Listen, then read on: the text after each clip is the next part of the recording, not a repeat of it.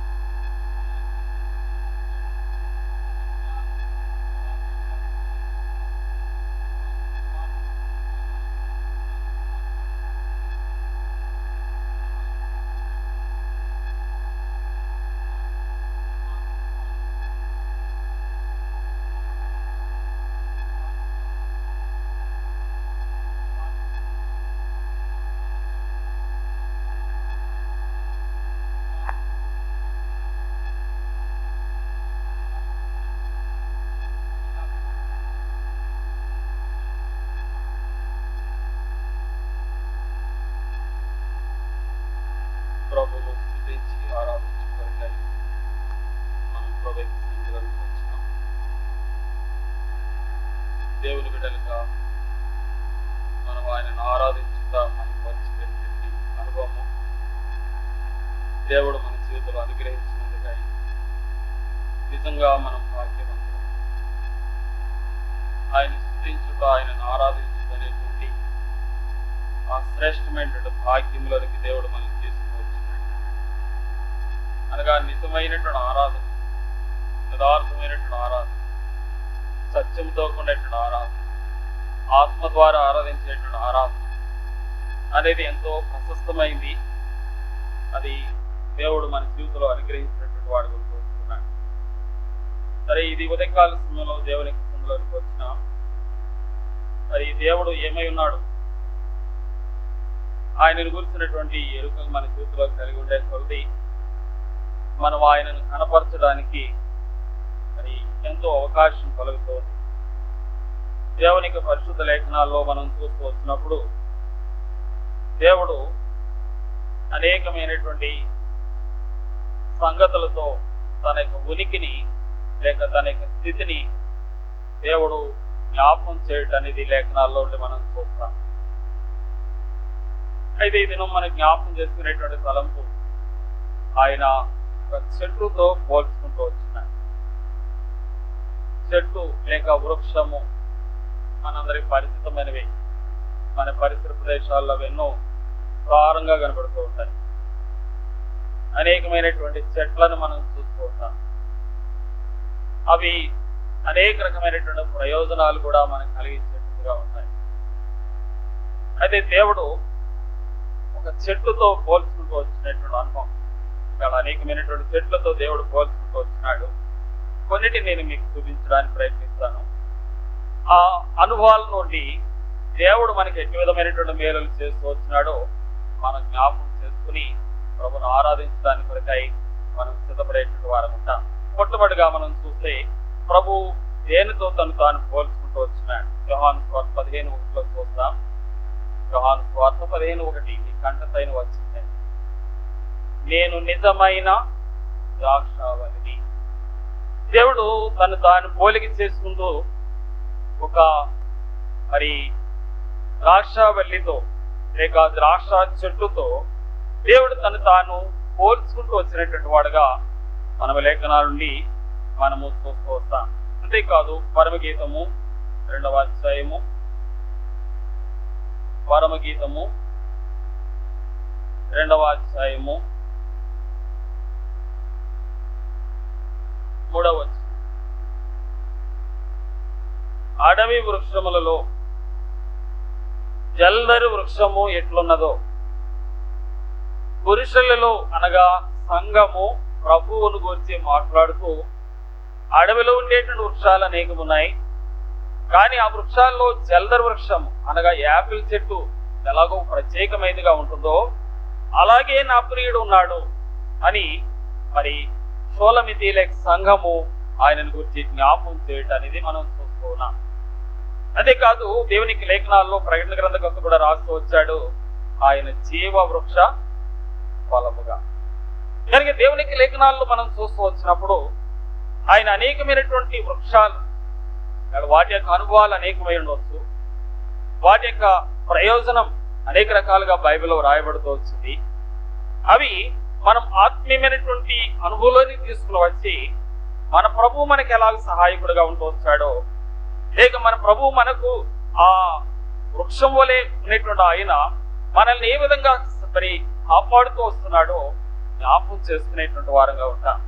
కనుక నేను దేవునికి పరిశుద్ధమైనటువంటి లేఖనాల్లో మనం చూస్తూ వచ్చినప్పుడు మరి ఒకవేళ మనం ప్రకృతి సిద్ధంగా కూడా కొంత ఆలోచన చేయగలిగితే మరి వృక్షం వల్ల కలిగేటువంటి అనుభవాలు మంచి ఫలాలు ఇస్తాయి.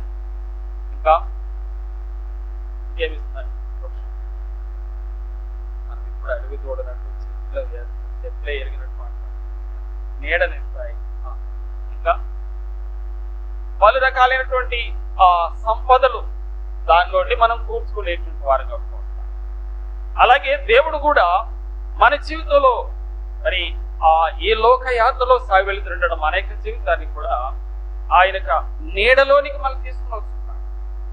ఇక్కడ షోలమీత అదే చెప్తుంది, చూడండి 2వ అధ్యాయం 3వ వచనంలో, ఆనందభరితనై నేను అతని నీడలో కూర్చున్నా. కనుక నీడ అనేది దేన్ని జ్ఞాపకం చేస్తుందంటే ఆశ్రయం. మరి కలిగేటువంటి ప్రకృతి సంబంధమైనటువంటి ఆ వేడిమి నుండి పెట్టగలిగినప్పుడు మన మీద ఒక చెట్టు కిందకి వెళ్ళి నిలబడినాం అనుకోండి, అక్కడ ఏముంటుంది?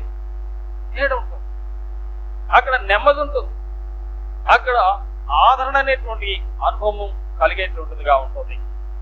కనుకనే ఆ ప్రేమ కలిగినటువంటి దేవుడు తను తాను పోల్చుకునేటువంటి రీతిని చూస్తూ వచ్చినప్పుడు ఆయన మానవులైనటువంటి మన కొరకై అటువంటి శ్రేష్టమైనటువంటి వానుగా ఆయన కనపరచబడుతున్నాడు. అయితే లోకం కూడా చెట్టుతో పోల్చినాడు. దానియేలు గ్రంథంలో చూడండి, ఈ లోకంలో ఉండేటువంటి ఒక రాజును కూడా చెట్టుతో పోలుస్తూ వచ్చాడు. దానియేలు గ్రంథము 4వ అధ్యాయం 22వ వచనం 23 కూడా.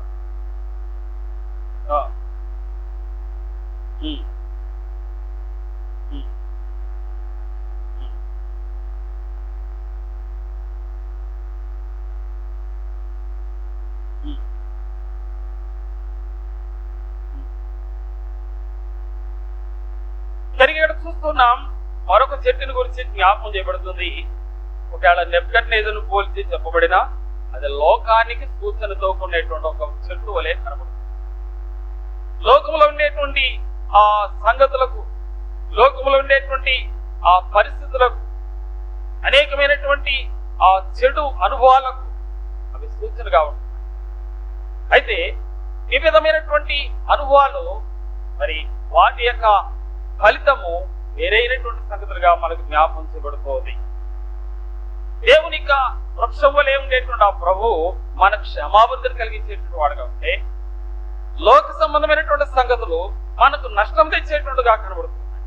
అయితే మనుషులు అనేక ప్రయాలు వాటిని ఆశ్రయిస్తూ వచ్చినటువంటి సందర్భాలు బైబిల్లో మనకు కనబడతాయి. మనం చూడగలిగితే మరి లౌకికమైనటువంటి ఒక అనుభవాన్ని లేక 2-3 అనుభవాలు చూపించి నేను ముందుకు వెళ్ళిపోవడానికి ప్రయత్నిస్తాను. చూడండి, మనం చదువుకున్న న్యాయాధిపతి గ్రంథము, అక్కడ మరొక స్థలానికి వెళ్ళినాయి చెట్లన్నీ రాజుగా చేసుకోవడానికి. అవి వేటి దగ్గరికి వెళ్ళినాయో చూడండి. 14-15 వచ్చిన 9వ అధ్యాయం 14-15 వచ్చిన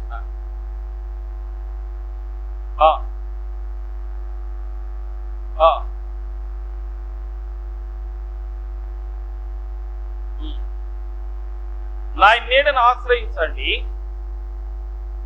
నాలోని అగ్ని వచ్చి మిమ్మల్ని ఏం చేస్తుంది? కనుక చూడండి, దగించేటువంటి అనుభవం, నష్టం చేసేటువంటి అనుభవం, కీడు కలిగించేటువంటి అనుభవం, అది మంచి ప్రయోజనం ఇచ్చేటువంటిది కాదు అనేది లోక సంబంధమైనటువంటి సంగతులకు అది పోలిక చేయబడుతున్నటువంటిదిగా ఉంది. అట్టి వాటిని మరి అనేకులు ఆశ్రయిస్తూ వచ్చారు. మనకు ఉదాహరణ చూడగలిగితే ఆదాము అవ్వలు దేవుడు తినవద్దనేటువంటి ఫలవృక్షాన్ని తిన్న తర్వాత వారు ఏ చెట్టు దగ్గరికి వెళ్ళారండి? ఆ ఆకుల దగ్గరికి వెళ్ళారు. ఆ ఆకులు కప్పుకోవడానికి వారు ప్రయత్నిస్తూ వచ్చారు. కానీ వారిలో ఉండేటువంటి దేవుని ఆత్మీయమైనటువంటి సంగతులు వారు ఎరిగినటువంటి వారు కలిగారు. అంతేకాదు లోకాసు వార్తలో మరొక ఆయన చూడవచ్చు. ఎక్కడ ఉన్నాడంట ఆయన? యేసు ప్రభువును చూడాలని ఏ చెట్టు ఎక్కాడు? మేడి చెట్టు. అంటే మనుషులు లౌకికమైనటువంటి బలహీనమైనటువంటి వాటిపై ఆధారపడతారు అని చెప్పడానికి ఒక ఎగ్జాంపుల్ మాత్రం. అయితే మన ప్రభు ఎలాంటి వాడు, ఆయన ఎలాంటి వాడుగా కనబరుచుకుంటూ వచ్చినాడంటే, దేవునికి లేఖనాల్లో చూస్తుంటే ఆయన మహామహిమైనటువంటి దేవుడు, సర్వాధికారమైనటువంటి దేవుడై, సర్వ సృష్టికి ఆయనే కర్త ఆధారభూతులైనటువంటి దేవుడై ఉండి ఆయన తను తాను ఏం చేసినాడంటే మానవులైనటువంటి వారి కొరకు తను తాను తగ్గించుకుని దీనుడుగా చేసుకుని ఈ లోకంలోనికి వచ్చి మనుషునికి ఆశ్రయం ఇచ్చేటువంటి దేవుడుగా. కనుక కీర్తనకారుడు 5:11 రాస్తాడు, నిన్ను ఆశ్రయించు వారందరూ సంతోషించుదురు, నీవే వారిని కాపాడుదు గనక వారు నిత్యము ఆనంద ధ్వని చేస్తారు. ఎవరైతే దేవుని ఆశ్రయిస్తారో, ఎవరు దేవునికి నీడ కిందకు వస్తారో, లేక దేవునికి అనుభవంలోనికి వస్తారో, వారి జీవితాలు నిజమైనటువంటి సంతృప్తికరమైనటువంటి అనుభవాలుగా. ఎందుకంటే ఆయన ఎలాంటి వాడో మనం చదువుకునేటువంటి పాఠంలోని 3 వృక్షాలు జ్ఞాపకం చేయబడ్డాయి. అవి ప్రభువైనటువంటి యేసుక్రీస్తు వారికి పోల్చుకొని మనము వాటిని గురించి ఆలోచించిన తర్వాత మనం ఆరాధన చేయడానికి ముందుకు వెళదాం. చూడండి, మొదటి చెట్టు ఏరి అనుభవాన్ని జ్ఞాపకం చేస్తుందో న్యాయాధిపతుల గ్రంథము 9వ అధ్యాయము 9వ వచనం చదువుతాం ముందుగా.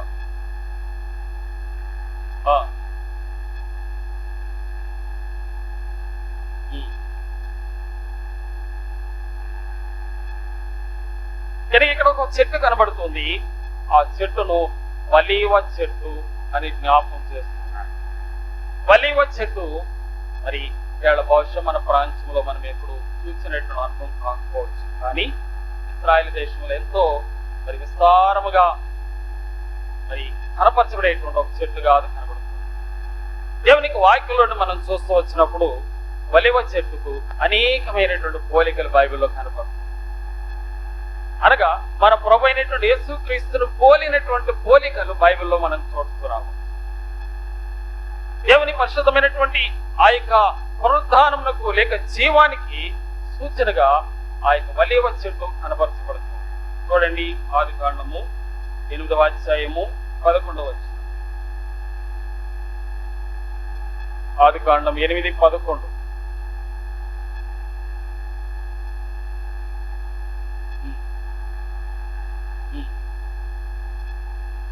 త్రుంచబడిన వలీవ చెట్టు ఆకు దాని నోట ఉంచబడెను. ఇక్కడ మన సత్యం తెలుసు.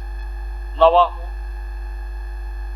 40 దినాలు మరి జలప్రళయం వచ్చింది, వాడలో ఉన్నాడు. ఇంచుమించుగా సంవత్సరము పైబడి ఆ నీటి యొక్క ఉధృతిలోనే ఆ వాడ అటు ఇటు మరి కుట్లాడుతూ వచ్చింది. భూమి మీద ఉండేటువంటి సమస్తమైనటువంటి మానవాళి నశించిపోయారు. భూమి మీద ఉండేటువంటి ప్రతి జీవరాశి నశించిపోయింది. భూమి మీద ఉండేటువంటి ప్రతి వృక్షము కూడా నశించిపోయింది. కానీ ఒక మొక్క మాత్రం కనబడుతుంది. ఏంటది? వలీవ.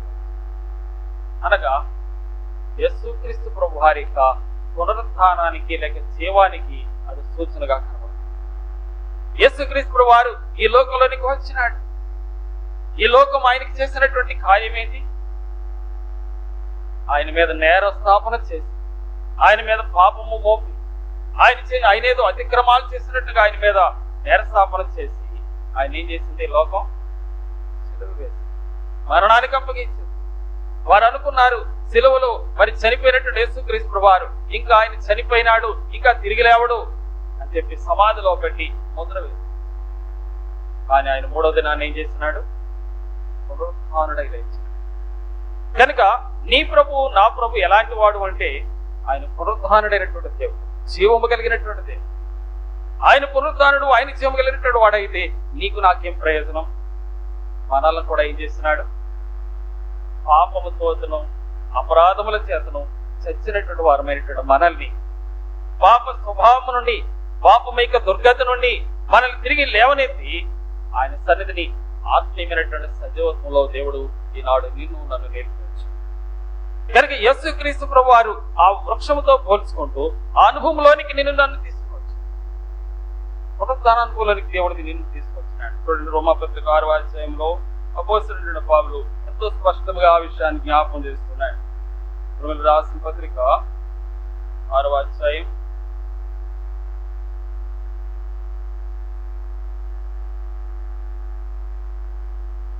4వ వచనం.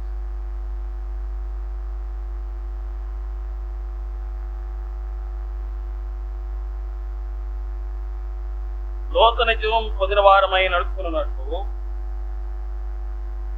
మనము బాప్తిస్మము ద్వారా మరణములో పాలువారమైతే. అసలు బాప్తిస్మం అంటే ఏంటి? బాప్తిస్మం అంటే ఏంటంటే సంవత్సరానికో లేకపోతే 6 నెలలకో 3 నెలలకో ఎవరైనా బాప్తిస్మం పొందుతారా అంటే లిస్ట్ ఇవ్వండి అంటే పేర్లు ఇచ్చేసి నీళ్లలో ముంచేసి తీసేసి బయటెట్టేసి పాపముల విషయమై చనిపోతాం, నీతి నిమిత్తమై తిరిగి లేవడం బాప్తిస్మం అంటే అర్థం అది. కనుక అట్టి అనుభవంలోనికి దేవుడు నిన్ను తీసుకొచ్చినాడు. నీ పాపముల విషయమై చచ్చిపోయినావు, ఇంకా పాపం కొరకై జీవించను అనేటువంటి అనుభవంలోనికి దేవుడు నిన్ను తీసుకువచ్చినాడు. ఈ లోకమును ప్రళయం ముంచినప్పుడే ఆ యొక్క వలేవ చెట్టు యొక్క ఆకు లేక వలేవ చెట్టు ఎలా సజీవంగా ఉందో మన జీవితాలు కూడా యేసుక్రీస్తు వారు మనలోనికి వచ్చడం ద్వారా పాపముల విషయమై చనిపోయినటువంటి మనము యేసుక్రీస్తునందు ఆ మరణమిక అనుభవంలోని పునరుత్థాన అనుభవంలోనికి అనగా నీతియుక్తమైనటువంటి జీవిత అనుభవంలోనికి తీసుకుని రాబడ్డాం. కనుక యేసుక్రీస్తునందు నీకు నాకు ఉండేటువంటి ఆధిక్యత ఏంటంటే ఆ వలేవ చెట్టు యొక్క కృప లేక ఆ వలేవ చెట్టు యొక్క అనుభవం యేసుక్రీస్తులోని నీ కొరకై నా కొరకై వెల్లడి చేయబడుకోవచ్చు. ఆయన తను తాను ఈ లోకంలో ఏదో గొప్ప చేసుకోవడానికి రాలే, మానవాళిని రక్షించడానికి వచ్చాడు. చూడండి, యోహాను సువార్త 3వ అధ్యాయము, యోహాను సువార్త 3వ అధ్యాయము 17వ వచనం.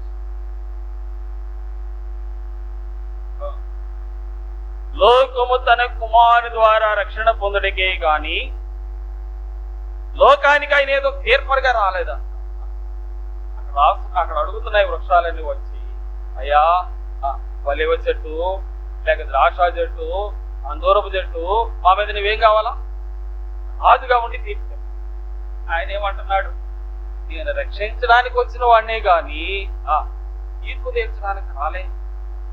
రక్షకుడైన దేవుడు, నేను పునరుద్ధానంలోని తేవడానికి వచ్చిన దేవుడు, ఈనాడు నువ్వు ఆయనను ఆరాధించడానికి ఆయన ఎందుకు వచ్చినాడంటే నిన్ను రక్షించడానికి.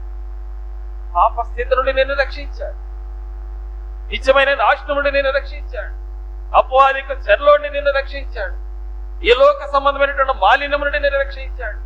ప్రతి విధమైనటువంటి మరి అవిధేయతతో ఉన్నటువంటి ఆ నిరర్థకమైనటువంటి క్రియలు ఎన్నో లోకంలో ఉన్నాయి, నిర్జీవ క్రియలు అని రాస్తున్నాడు హెబ్రీ పత్రికలో అపోస్తలుడైన పౌలు. ఎన్నో ఆచారాలు, ఆ లోక సంబంధమైనటువంటి కట్టుబాటు, లోక సంబంధమైనటువంటి పద్ధతులు, విధానములు లోకలు ఎన్నో ఉన్నాయి. వాటన్నిటి నుండి మనం ఒక దాని తర్వాత ఒకటి దేవుడు క్రమక్రమంగా విడిపించి రక్షిస్తూ తన కుమారులుగా తన కుమార్తెలుగా ఆయనకు మనలు సమీపస్తులుగా ఈనాడు ఆయన సన్నిధిలో చేరినటువంటి దేవుని బిడ్డలుగా మనం ఆయనను కనపరచుట ఎంతో శ్రేష్టమైనటువంటి. అంత మాత్రమే కాదు, మన జీవితంలో నిజమైన శాంతి సమాధానం లేనటువంటి వారంగా ఉంటూ వస్తున్నాం. చూడండి, అప్పుడు మరి ఆయన మనకి ఇంకా ఎలాంటి వాడిగా ఉంటూ వస్తున్నాడో. వలేవ చెట్టు ఆకును మరి ప్రపంచము ఏమంటారు, ఐక్యరాజ్య సమితి, మీకు అందరూ తెలుసు కదా, దానికి గుర్తుగా దేని పెడతారంటే పావురాన్ని పెట్టి దాని నోట్లో ఏం పెడతారు? వలేవ చెట్టు ఆకు. దేనికంటే శాంతికి సమాధానానికి చిత్తం. మన ప్రభువైనటువంటి యేసుక్రీస్తు వారు కూడా లోకానికి ఎటువంటి వాడుగా ఉంటూ వచ్చాడు? అశాంతితో నిండిన. దేవునితో సమాధానం లేదు మనుషుడికి, తోటి మనుషుడితో సమాధానం లేదు మనుషుడికి, తన అంతరంగంలో కూడా ఒక నెమ్మది లేదు. ఏదో భయము, ఆందోళన, దిగులు, చింత, విచారము, కృంగుదల, నిరాశ, నిస్పృహ చెప్పాలంటే ఎన్నో ఉన్నాయి. ఇవన్నిటితో నిండిపోయినటువంటి మానవునికి ఆ లోకంలోనికి ఆయన ఎందుకు వచ్చాడు? లోక స్వార్థలో భక్తుడు రాస్తూ వచ్చాడు, సర్వోన్నతమైన స్థలములలో ఆయనకు మహిమ, ఆయనకి ఇష్టలైన మనుషులకు భూమి మీద నీకు నాకు సమాధానం ఇవ్వడానికి వచ్చిన సమాధానకర్త అయినది. ఆ సమాధానకర్త అయినటువంటి దేవుడు సమస్త జ్ఞానమునికి మించిన సమాధానం నీ హృదయంలో ఉంచాలని పెట్టాడు. చూడండి, ఫిలిప్పీ పత్రిక 4వ అధ్యాయం 7వ వచనం. ఫిలిప్పీ పత్రిక 4వ అధ్యాయం 7వ వచనం.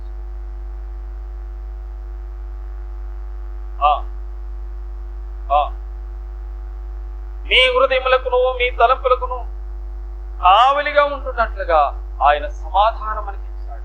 ఆ ఒలీవ చెట్టును ఆశ్రయించిన, లేక ఒలీవ చెట్టు వాటిని పోల్చబడినటువంటి మన ప్రభువును ఆశ్రయించడం ద్వారా నా జీవితంలో కూడా నిజమైన శాంతి, సమాధానం.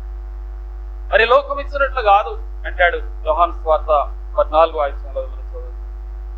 ఈ లోకము శాంతినిస్తున్నట్టుగా కనబడుతుంది, కానీ అప్పుడే పైకి మాటలు చూస్తే మీకు ఏ రకమైనటువంటి అపాయము, నష్టం కలిగించుకున్నట్టుగా ఉంటారు. కానీ చోటన కీడు చేస్తుంది లోకం. పైకి ఎంతో ప్రేమ చూపిస్తుంది, కానీ చోటన ఎంతో ద్రోహం చేసేటువంటిది కాబట్టి. కానీ నీ ప్రభు, నా ప్రభు ఎలాంటి వాడంటే నిత్యమైన సమాధానం మన హృదయంలో ఉంచి మరి శాంతి మార్గములలో నేను నడిపించినట్టుగా ఆయన ఇష్టపడుతున్నాడు. కీర్తన 23వ అధ్యాయం 2వ వచనం చదువుతాం. ఆయన మనల్ని ఎక్కడ నడిపిస్తున్నాడు? శాంతికరమైన జలములే. శాంతి లేదు, కలవరములే, గలిబిలిలే. ప్రభు నమ్ముకున్నాం, ఎంత నిబ్బరమైన అనుభవం.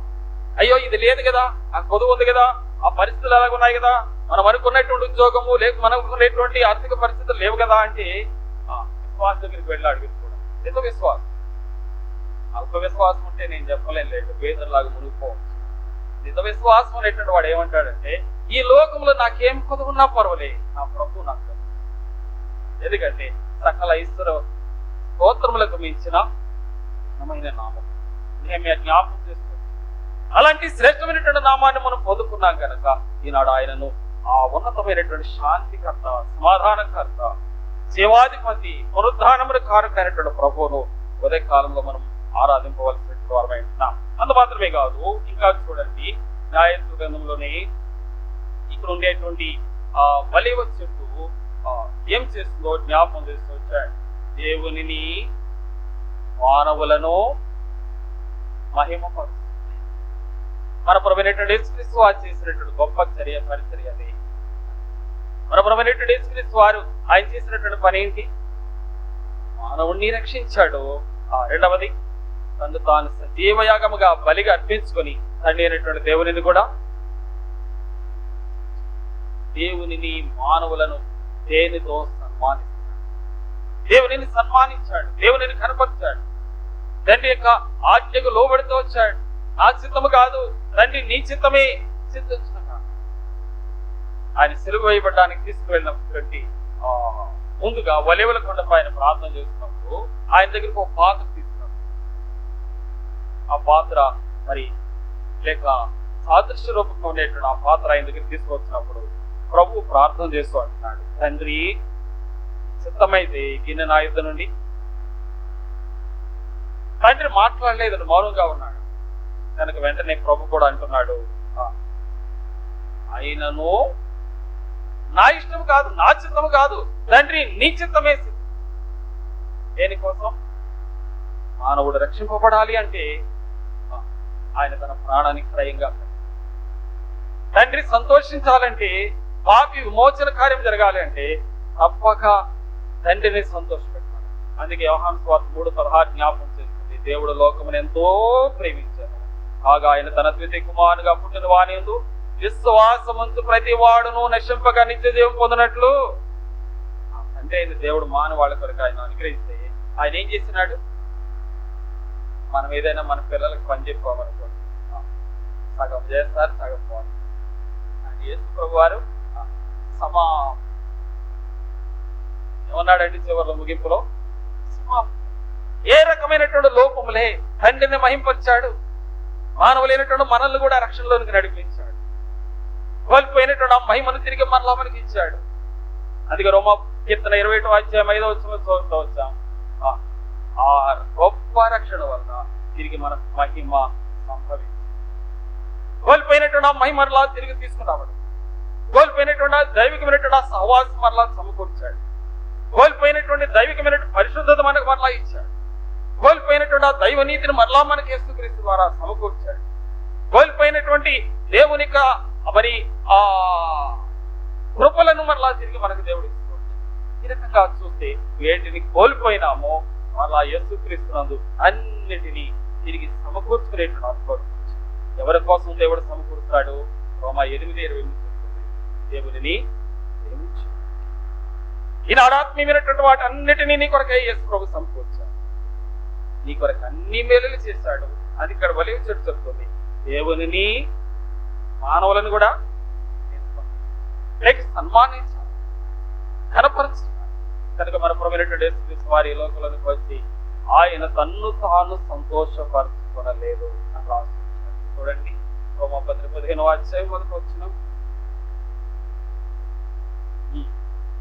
3వ వచనం. క్రీస్తు కూడా తన్ను తాను సంతోషపరచుకొనలేదు. ఇంకా వచనం చూద్దాం. ఫిబ్రవరి 2:11.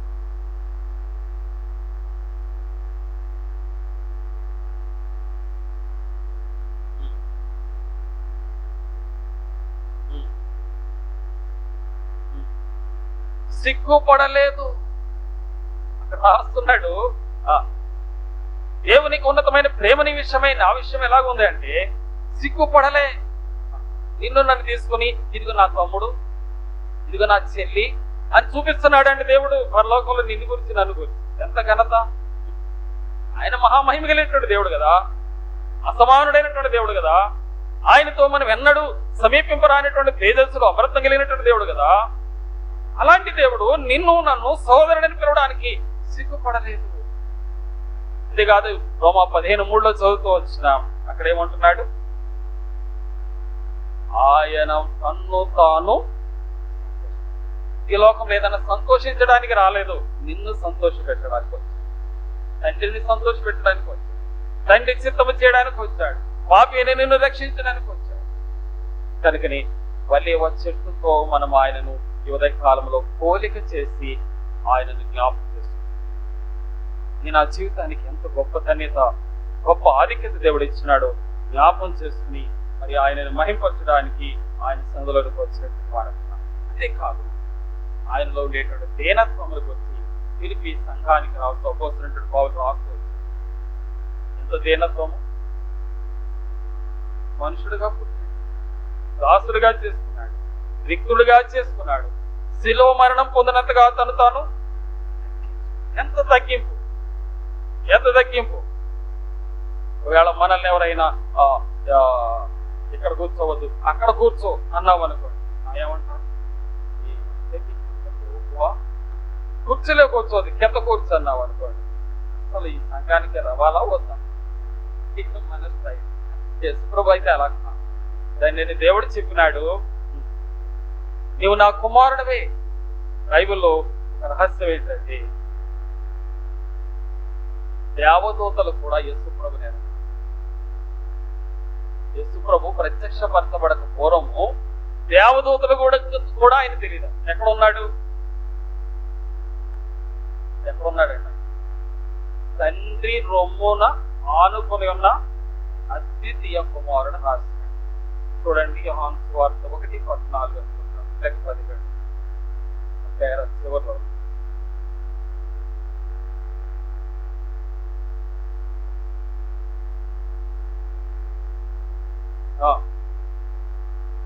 దేవుని చూడలేదు,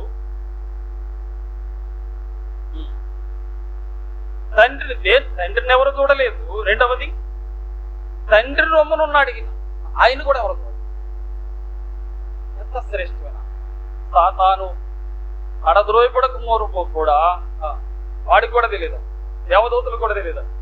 అందుకే వాడు ఏమనుకున్నాడు, పరలోకంలో 2 సింహాసనాలు ఉంటే వాడేమనుకున్నాడు, ఓ సింహాసనం తండ్రి కూర్చున్నాడు, రెండో సింహాసనం నాకే, నేను బాగా పాడు, నా విద్య, నా ప్రావీణ్యం, నా సంగీతం అని అనుకున్నాడు. తర్వాత యెషయాలు వాళ్ళు వివరించారు విషయాన్ని. ఇప్పుడు సబ్జెక్ట్ వీటికి నేను జ్ఞాపం చేసేది ఏంటంటే, ఉన్నతమైనటువంటి ఆ స్థలములలో ఉన్నటువంటి దేవుడు తండ్రి రొమ్మునున్నవాడు, ప్రేమామయుడైన వాడు, ఎంతో మరి ఇష్టుడైన కుమారుడు. మత్తయి సువార్త 1:3-17 రాస్తున్నాడు, ఇదిగో ఈయన నా ప్రియ కుమారుడు, ఈయన యందు నేను తండ్రికి ఎంతో ఇష్టమైన. అయినా కానీ రొమ్ములో నుండి బయటకి, ఇదిగో నా కుమారుడా, నువ్వు భూలోకానికి. నాన్నగారు సంకనెత్తుకున్నటువంటి కొడుకుని కిందకి తీస్తేనే బేరమంటారు. ఎత్తుకోవాలి చిన్నపిల్లలు ప్రధానం, వాళ్ళు తీసుకెళ్లి కింద పడేసి ఏం చేస్తారు? ప్రేమమయుడైన దేవుడు ఏం చేసినాడు, నీ కొరకే నా కొరకు భూలోకానికి తండ్రి చేత అభిషేకించబడి పంపబడుతూ వచ్చింది.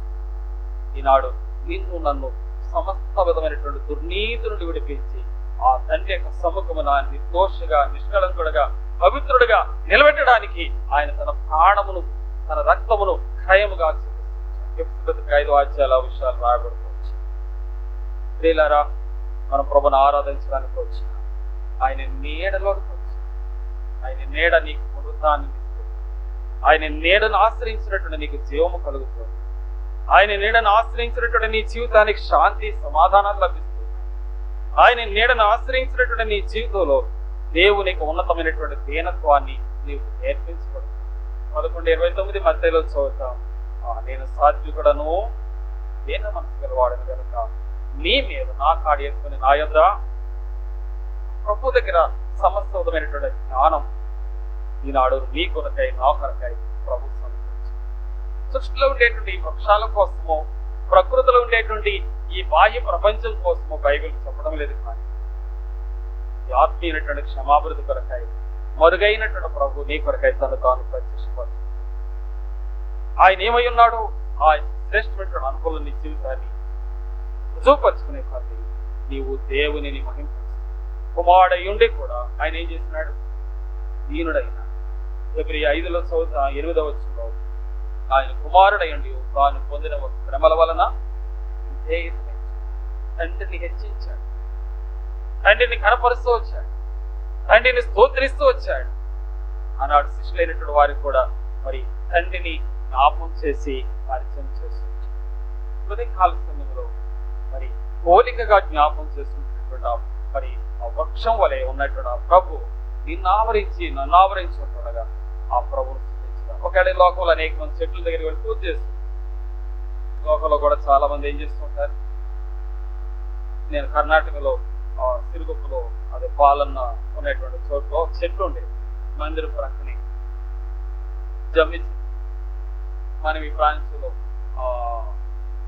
ఏమంటారు దాన్ని, బహుశా కంచి విత్తనం చెట్టు అంటారు, లేదా కొంతమంది ఏమో గవర్నమెంట్ చెట్లు అంటారు. ఎందుకంటే అది నాలో మరి సరైనటువంటి వృక్షాలు లేకపోవడం వలన ఇందిరాగాంధీ గవర్నమెంట్ లో హెలికాప్టర్లో ముళ్ళ కంపలు వచ్చేటువంటి విత్తనాలు జల్లించారు. అది నాలో చెప్తూ ఉంటారు. అంటే నేల వృధాగా ఉండకుండా కొంత భద్రపరచబడడానికి వాళ్ళు చేస్తుంటాయి. అయితే నేను ఇక్కడ జ్ఞాపకం చేసేది ఏంటంటే, ఆ ప్రక్కన మందిర ప్రక్కనే ఆ చెట్టు ఉండే, దానికి ఆ రంగురంగులు కూడా లైట్, చెట్టుకి లైట్ ఏంటి కదా తెలియదు. చాలా ఆశ్చర్యం అనిపించేది అది చూసి. వాళ్ళు సాయంకాల సమయంలో దినమంతా పని చేసుకుంటూ సాయంకాలం దాని చుట్టూ రావడం, చప్పట్లు కొట్టడం, చుట్టూరు తిరగడం, దానికి రకరకాలైనటువంటి రంగులు వేయడం, ఇంకా ఏవేవో ఉంటాయి కదా, మనం అన్ని మాట్లాడవచ్చు. అంటే ఈ లోకంలో అలాంటివి వాటిని పూజించే, చెట్లు పూజించే అనుభవాలు లోకంలో ఉన్నాయి. అది మన ప్రభువుని చెట్లతో పోల్చిన గట్టి ఆయన చెట్లు కాదు, పోలిక చేస్తుంది. ఆయన స్వభావాన్ని, ఆయన గుణగణాలు జ్ఞాపకం చేస్తుంది. ఆయన నిన్ను నన్ను మరి ప్రేమించిన హేతు చేత నీ క్షమాభివృద్ధి కొరకై ఆయన ఏమై ఉంటున్నాడో జ్ఞాపకం చేస్తున్నాడు. అంతేకాదు మరి లేవి కాండము చూడండి 24వ అధ్యాయము 2వ వచనం. ఒలీవ చెట్టును గురించి మరొక తలంపు చూద్దాం. లేవికాండం 24:2. దీపము నిత్యము దేవుని యొక్క సన్నిధిలో వెలుగుచుండనట్లు దేవలనని. కానీ ఇక్కడ చూస్తున్నాం, దీపము నిత్యము వెలుగుచుండునట్లు దంచి తీసిన వలె. ఎవరు దంచి తీయబడిన వలెవనుని? ప్రభువే. ఆయన లోకానికి ఎలాగో దంచబడ్డాడు, శిలువపై యావత్ బాధలు అనిపించాడు. ఇక లోతైన వివరణ వస్తుంది. నీ కొరకై లోకములో యావత్ బాధలు అనిపించాడు. చీకటిలో ఉండేటువంటి పాపి అయినటువంటి మానవునికి బ్రతుకులకి వెలికివ్వడానికి. అందుకే రోమా క్షమించాలి, యోహాను సువార్త 8:12 ప్రభు చెప్పాడు, నేను లోకమునకు, ఆయన లోకానికి వెలిగివ్వడానికి. నన్ను వెంబడించేవాడు చీకటిలో నడవడు, అలాంటి వాడుగా ఉంటాడు. జీవపు వెలుగు కలిగినటువంటి వాడుగా ఉంటాడు. నన్ను వెంబడించేటువంటి వాడు చీకటిలో నడవడు, జీవపు వెలుగు కలిగినటువంటి వాడుగా చేయబడతాడు. ఎవరు ఆయనను వెంబడిస్తూ వచ్చారు. ఆయన వెలుగైన దేవుడు నిన్ను కూడా వెలుగుగా మార్చాడు. ఈనాడు ఈ శ్రేష్టమైనటువంటి ఆధిక్యతలోనికి ఆ ప్రభువు నేను నడిపిస్తున్నటువంటి అనుభవాలు జ్ఞాపకం చేసుకుంటూ ప్రతి విధమైనటువంటి అనుభవంతో ఆయనను కనపరిచేటువంటి అనుభవం పుట్టుమట్టుగా ఒలీవ చెట్టు వలె ఆయన పోల్చి వచ్చినాం. రెండవదిగా చూస్తూ వచ్చినాం. చూడండి, ముందుకు వెళదాం. సమయాన్ని బట్టి 11వ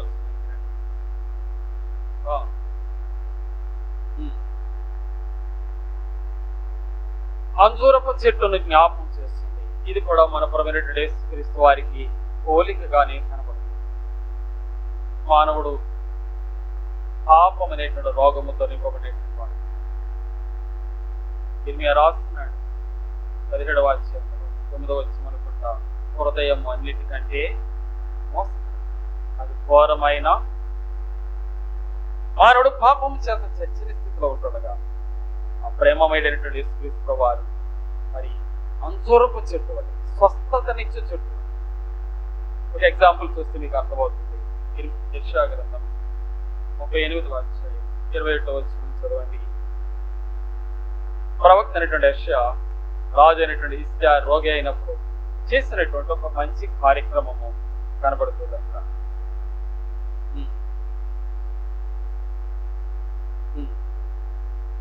కనుక చూడండి, హిజ్కియా అనేటువంటి రాజు రోగి అయ్యాడు. మరి పుండు అతని దేహం మీదకి వచ్చింది. దానిని బాగు చేయడానికి ప్రవక్త అయినటువంటి యెషయా ఏం చేస్తున్నాడు? అంజూరపు అడను తీసుకున్నాడు, లేక అంజూరపు పళ్ళు తీసుకున్నాడు. ఎక్కడ కడుతున్నాడు? ఆ పుండు మీద. అంటే స్వస్థతకు సూచనగా అంజూరపు చెట్టు కనబడుతుంది. ఈనాడు నిన్ను నన్ను స్వస్థపరచడానికి శరీర స్వస్థత, ఇంకా కొంతమందికి మానసికమైన రోగాలు. రకంగా చెప్పాలంటే అస్థిరత్వం. మానసిక రోగం దేన్ని ప్రథమమైన గుర్తు ఏం చూపిస్తుందంటే అస్థిరత్వం.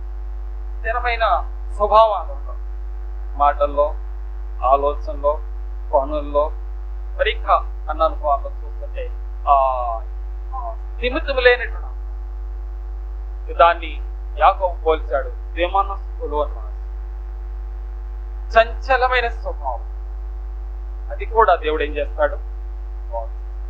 ఒక ఎగ్జాంపుల్ మీకు జ్ఞాపకం చేస్తే, సేనాదై పట్టినటువంటి వాడు సమాధుల్లో పడి కొట్టు పెట్టినాడు, తను దాన్ని గాయపరుచుకుంటున్నాడు. అంతేకాదు వచ్చిన వాళ్ళందరినీ బెదిరిస్తున్నాడు, ద్వేషిస్తున్నాడు. ప్రభు వచ్చాడు, అతనిలో ఉండేటువంటి దయాలు వెళ్ళగొట్టాడు. ఆ తర్వాత అక్కడ మాట అతడు స్వస్థత చిత్తుడే, లేక స్వస్థతలో చిత్తములో చిత్తములో ఎక్కడ స్వస్థత వచ్చింది? శరీర స్వస్థతను గురించి రాయలేదు. స్వస్థత చిత్తుడై యేసు ప్రభు వారు కూడా మనలో చిత్తములో స్వస్థత ఇచ్చాడు, చిత్తములో నూతన శుభాన్ని ఇచ్చాడు. చూడండి, ఎఫెసీయులకు రాసిన పత్రిక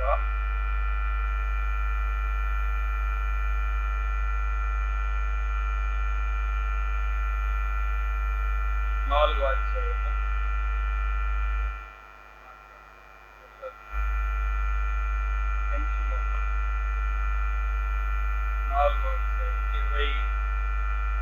22, 23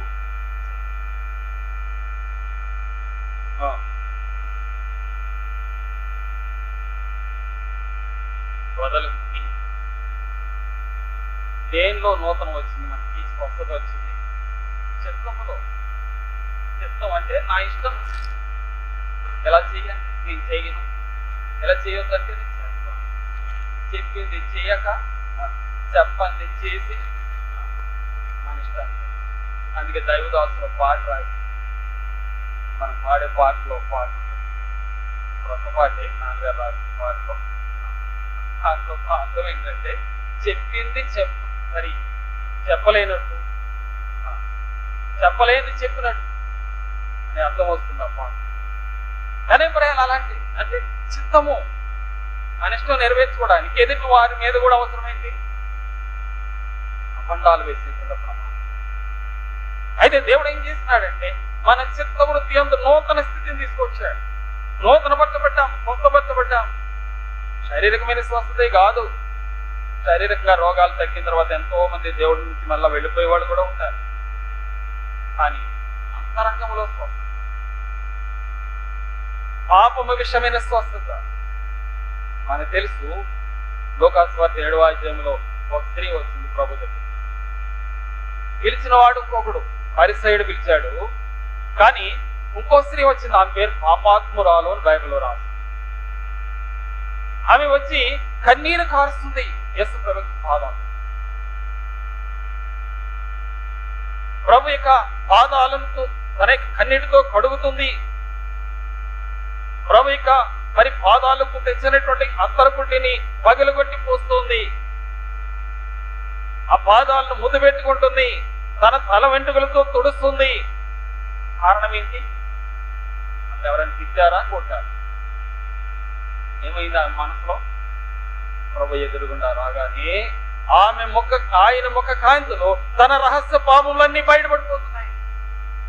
ఇప్పుడు ప్రభు యొక్క సన్నిధిలో ఏం చేస్తుందంటే పశ్చాత్తాపడుతుంది. ఎవరు కొట్టలే, తిట్టలే, గద్దించలే కదా ప్రభు. ప్రేమమైనటువంటి ప్రభు ఎదురుగుండా నిన్ను నన్ను తెచ్చుకున్నాను. నూతనమైనటువంటి కార్యం, పాపం విషయమైనటువంటి శుద్ధీకరణ, మనోహ సంబంధమైనటువంటి శుద్ధీకరణ, శరీర సంబంధమైనటువంటి రోగముల యొక్క అనుభవం నుండి విడుదల. ప్రభు ఎట్టి గొప్ప అనుభవంలోనికి అంజూరపు చెట్టు అయిన మన ప్రభు యేసుక్రీస్తు దగ్గరికి రాగానే ఎట్టి గొప్ప అనుభవంలోనికి దేవుని నడిపిస్తుంది. ఆయనతో ఉంచబడినటువంటి ఆ శ్రేష్టమైనటువంటి అనుభవం.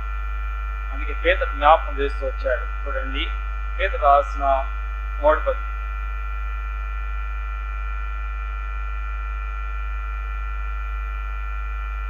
పేతురు రాసిన 3వ పత్రిక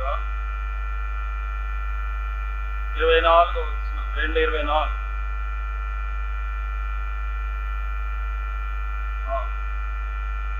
నీతి విషయమై జీవించినట్లు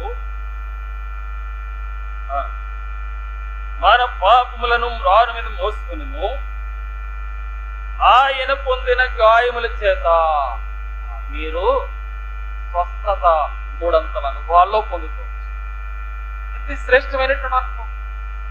ఈనాడు ఆరోగ్యకరమైనటువంటి అనుభవంలో ఆయనను ఆరాధించగలుగుతున్నాం. ఆయన సందులోనికి వచ్చిన వాడు ఎవడు గాని నేను బాగుగా లేను అని చెప్పడట. యెషయా చెప్తున్నాడు. చూడండి, యెషయా గ్రంథం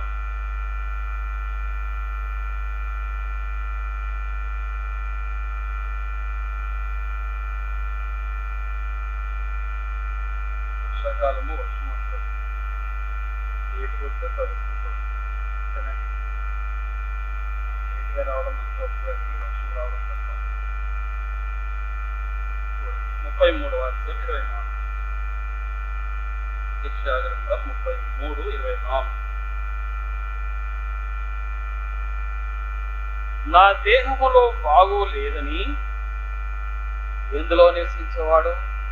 యేసులో కనుక ఆత్మ చేత బలపరచబడతాడు. అందుకే సొలొమోను కూడా రాస్తూ వచ్చాడు సామెత గ్రంథంలో, శరీర సంబంధమైనటువంటి బలహీనతలు మనలో ఉండకపోగాని మనలో ఉన్న ఆత్మ మన భౌతికమైనటువంటి బలహీనతలన్నింటినీ ఏం చేస్తుందంట? ఓర్చుకో. కానీ ఇక్కడ రాస్తున్నాడు ప్రవక్త ప్రవచనాత్మకంగా, నాకు దేహములో బాగుగా లేదని అందులో నివసించేవాడెవడు? కారణం ఏంటి? తర్వాత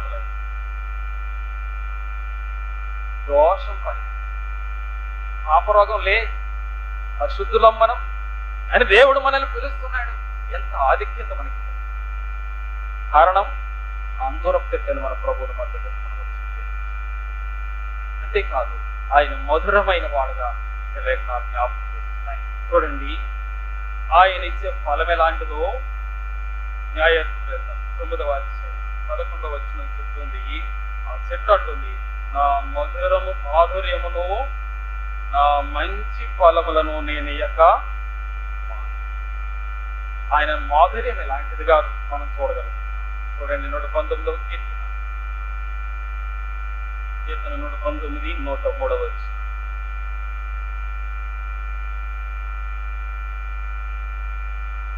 నీ వాక్యము, ఆయన నోటి మాట మనకు ఎలాగ ఉంది? మధురం. ఆయన మాటలు దయగల మాటలు, ప్రేమ కలిగినటువంటి మాటలు, ఆదరించే మాటలు, ధైర్యపరిచే మాటలు, ప్రోత్సహించే మాటలు, స్థిరపరిచే మాటలు, ఉజ్జీంపజేసే మాటలు, శక్తివంతులుగా చేసే మాటలు, సరిదిద్దే మాటలు. ఆయన వాక్యంలో ఎన్నో పుంఖానుపుంఖాలు కలిగినాను. ఇవన్నీ నీకు నాకేం చేస్తున్నాయి? మధురమైనటువంటి కనుక ఆయన మాట మాధుర్యమై. ఇంకా కొన్ని వచనాలను చూస్తాం. చూడండి, 19వ కీర్తన 10వ వచనం కూడా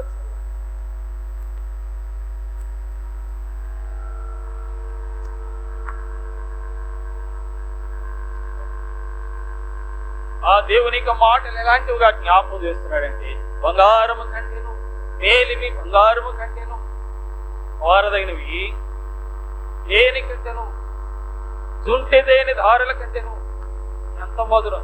దేవుని నోటి మాటను నిజంగా స్వీకరించినటువంటి వానికి ఎలా హృదయం ఎలా ఉంటుంది? జుంటె తేనె తాగిందాన్ని. ఏ లోకంలో ఉండేటువంటి ఆ ఇతరమైనటువంటి పదార్థాలు, మాంసకృతులు ఉంటాయి, కొన్ని ప్రాయాలు పప్పు ధాన్యాదులు ఉంటాయి, కొన్ని ప్రాయాలు ఆకుకూరలు ఉంటాయి. నిన్నో మొన్న ఇక్కడ మన ప్రధాని గారికి చాలా ఇష్టమైన ఫుడ్ అంటారు. ఇక్కడ ఎక్కడ దొరకదు, పొరపాటు మనకు దొరుకుతుంది. కాశ్మీర్ ఏరియాలోనే దొరుకుతుంది. పుట్టగొడుగులాగా, మనం తినే పుట్టగొడుగులు కాదు, అవి నల్లగా. దాని గురించి ఒక క్లిప్ చూసి, మన దేశ ప్రధాని గారికి ఎంతో ఇష్టమైన డిష్ అంట. ఉన్నాయి లోకంలో తినడానికి ఎన్నో రకమైనటువంటి మధురమైన పదార్థాలు ఉన్నాయి. ఆంధ్ర పిండి వంట మధురంగా ఉంటాయి. రకరకాలు అయితే దీనిలో అది కలిపి, అందులో ఇది కలిపి, పుల్లగా, తీయగా, మరి వగరగా, చేదుగా ఇలా చేస్తారు. కానీ వాటి కంటే మధురమైన వాడెవరు? మన ప్రభు. ఆయన మాటే మధురం. ఆయన నోటి నుండి పలికే ప్రతి మాట, ఆయన నోటి నుండి వెల్లడిపరిచేటువంటి ప్రతి సందర్భము నీ జీవితాన్ని మధురంగా మారుతుంది. చూడండి, హెస్కేలు గ్రంథం 3వ అధ్యాయం 3వ వచనం.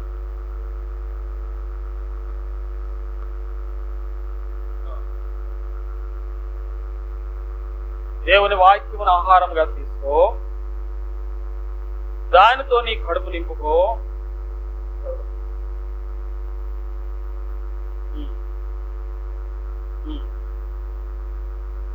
చూడండి, నీకు రాస్తున్నాడు ఎంతో మధురమైనటువంటిదిగా దేవునికి మాట.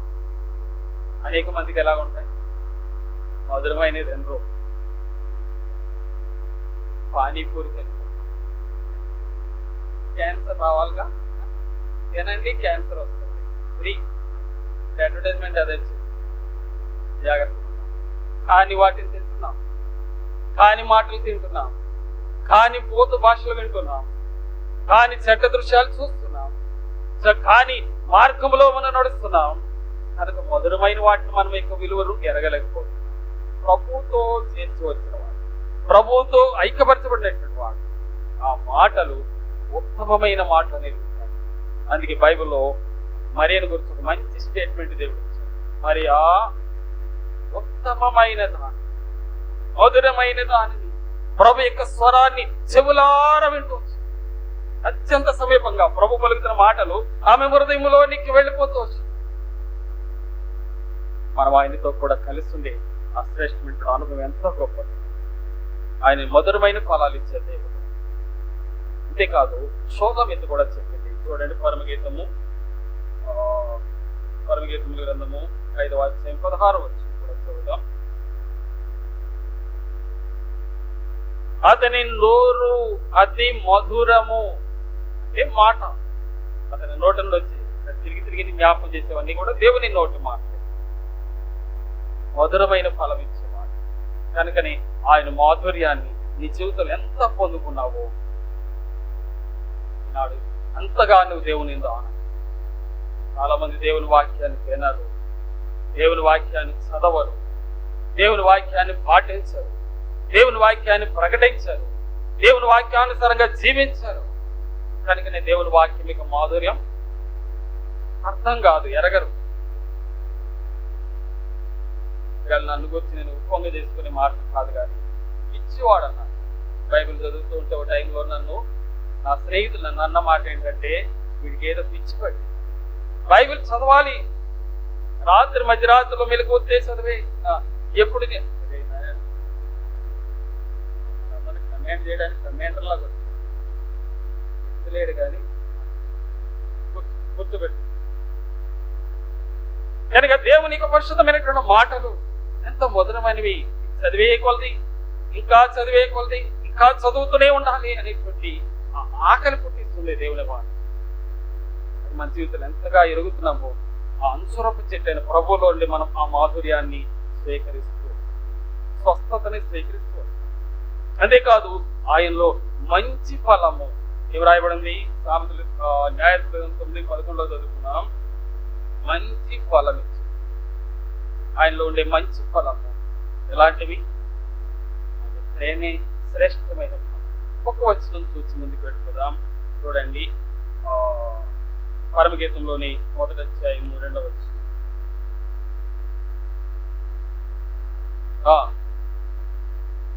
నీ ప్రేమ ద్రాక్షారసము కన్నా మధురం. ఆయన ప్రేమ యొక్క ఫలం ఎంతగా ప్రేమించాడు, లోకంలో మరి ఎవ్వరూ ప్రేమించలేదు.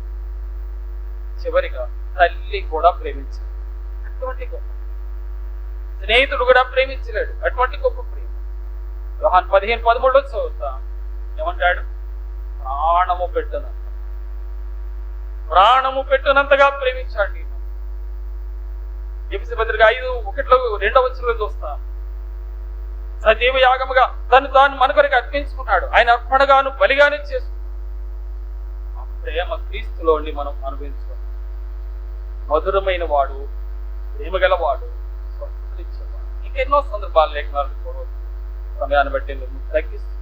ఎందుకంటే మరి మీరు అందరూ ఆరాధించాలి కదా. ఇన్ని విషయాలు చెప్తే ఏం చెప్పాలో, ఏం ఆరాధన చేయాలో కన్ఫ్యూజ్ అయింది. అందుకే షార్ట్ గా చెప్పడానికి ప్రయత్నిస్తున్నాను, కానీ నా మాట షార్ట్ గా ఉండవు, చెప్పేయాలనేటువంటి ఆశ. సరే, ముగింపులోనికి వెళదాం. చూడండి, మరొక 3వ చెట్టు పోలికను చూస్తుంటే ద్రాక్షవల్లితో పోల్చి, మన 15:1 యోహాను పరిచయమైన మాట, నేను నిజమైన ద్రాక్షవల్లి. అనుభవం ఎంత శ్రేష్టం! మన ప్రభువే తన నోటితో చెప్తున్నాడు, నేను నిజమైన ద్రాక్షవల్లి. ఆ ద్రాక్షవల్లి వెళ్ళేంటంటే నా ప్రభు మనల్ని ఎలాంటి అనుభవం నుండి తీసుకుని వెళ్తున్నాడు. చూడండి, ఒక వచనం చూద్దాం. కీర్తన 104:15. ద్రాక్షారసం తీసుకున్న వాడికి కొన్ని ప్రాబ్లమ్స్ కూడా ఉన్నాయి ద్రాక్షారసం తీసుకోవడం ద్వారా, కానీ వాటిని భౌతికంగా మనం ఇక్కడ చూడటం లేదు, ఆత్మీయంగా చూడాలి. చూడండి, 104వ కీర్తన 15వ వచనం.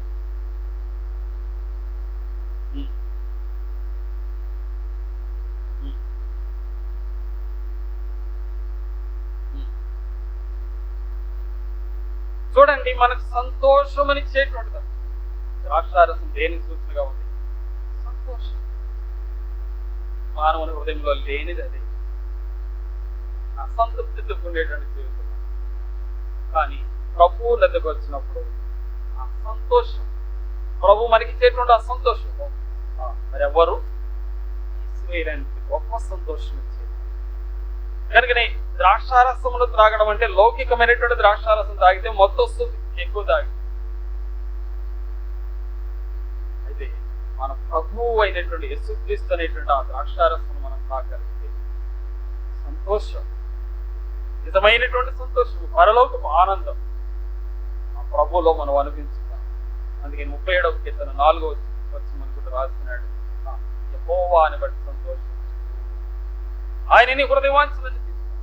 ఎప్పుడు దేవునిపై సంతోషించడం మనం నేర్చుకుంటామో మన ప్రతి అవసరతను ప్రభు సమకూరుస్తాం.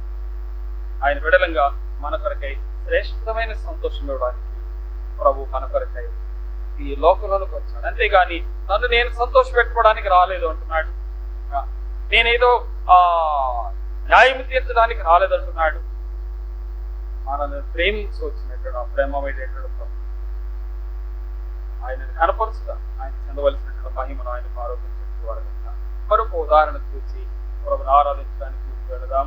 చూడండి, సామెతలు 31:6.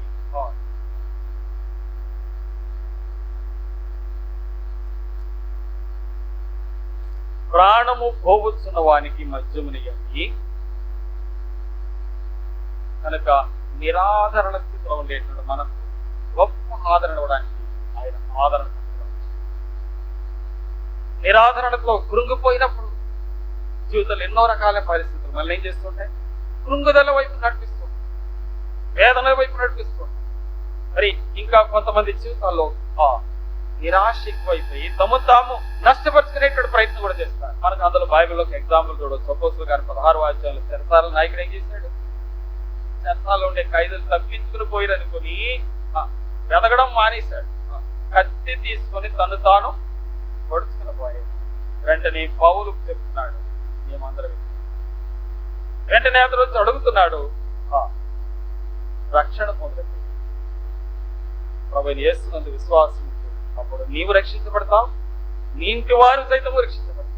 ఎట్టి గొప్ప ఆదరణ ఇక్కడ లభించి, తల్లిని మించిన ఆదరణ ప్రభు తన యొక్క సముఖమును మనకి ఇచ్చేవాడు. అందుకే ఆయన ఎలాంటి వాడో 2వ కొరింథీ పత్రిక 1:3 చదువు. 2వ కొరింథీ పత్రిక 1వ అధ్యాయం 3వ వచనం. ఆయన కనికరము చూపించేది, సమస్త ఆదరణను అనుగ్రహించి. కనికరము గల దేవుడు, సమస్త ఆదరణనిచ్చేటువంటి దేవుడు. మనుషులు మనల్ని ఆదరించకపోవచ్చు, మనుషులు మనల్ని కనికరించకపోవచ్చు, కానీ ఆ ప్రభువైనటువంటి యేసుక్రీస్తు వారి దగ్గరికి ఎప్పుడైతే వస్తావో, కృంగుదలతో ఉంటే నీ జీవితంలో ఎలాంటి అనుభవం గుండా నువ్వు ఎక్కడికి రా, ఆయన సన్నిధిలో రా. ఆయన గొప్ప ఆదరణ, ఆయన గొప్ప ప్రేమ, ఆయన గొప్ప సహవాసం, ఆయన గొప్ప నిరీక్షణ, ఆయన గొప్ప పునరుద్ధానము, జీవము నీలోనికి దేవుడు ఈ విధమైనటువంటి ప్రయోజనకరమైనటువంటి దేవుని సాన్నిధ్యం ఇక్కడ పోలికగా వలె చెట్టు కావచ్చు, పోలికగా అందరూ చెట్టు కావచ్చు, పోలికగా అక్ష చెట్టు కావచ్చు, పోలికగా మరి జలధర వృక్షం కావచ్చు, మరి ఏదైనా. కానీ వీటన్నిటి అదృశ్య రూపము మన ప్రభువైన యేసుక్రీస్తు వారికి. కనుకని అటువంటి శ్రేష్ఠుడైనటువంటి ప్రభు దగ్గరికి మనం వచ్చి ఆయన అనుగ్రహిస్తున్న సమస్త మేలులను జ్ఞాపకం చేస్తున్నాం. కనుక ఆయనకు దూరారా కృతజ్ఞతాస్తులు చెల్లించి ఆయన ఘనమైనటువంటి నామం హెచ్చించినట్టు ప్రభు తన శక్తి గల ఆత్మతో మనల్ని బలపరిచి నడిపించుకున్నాడు. పాడుతున్నాం.